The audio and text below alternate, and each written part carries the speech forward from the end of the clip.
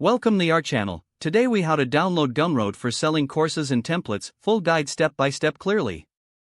To start using Gumroad for selling courses and templates, first, open your preferred web browser.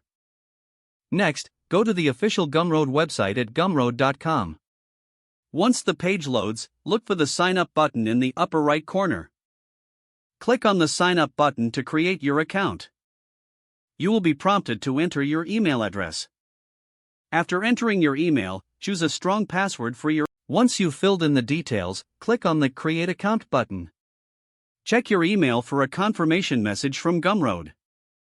Open the email and click the confirmation link to verify your account.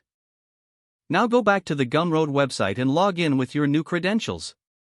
After logging in, familiarize yourself with the dashboard interface. To start selling, click on the Products tab in the dashboard. Select the Add a Product button to create a new listing. You can choose between a digital product or a subscription model. For selling courses, select the digital product option. Upload your course materials, such as videos, PDFs, or templates. Provide an engaging title and a compelling description for your course. Set a price that reflects the value of your course content.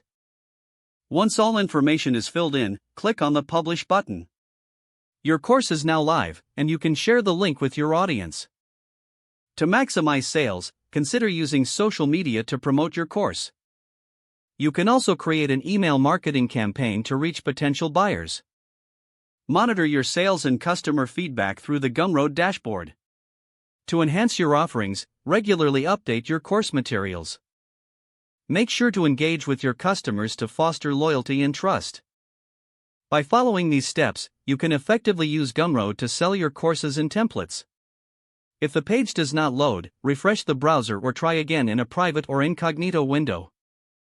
Make sure you are using the correct email address, then retype it carefully to avoid small typos. Don't forget to like this video and subscribe to our channel for more step-by-step tech guides.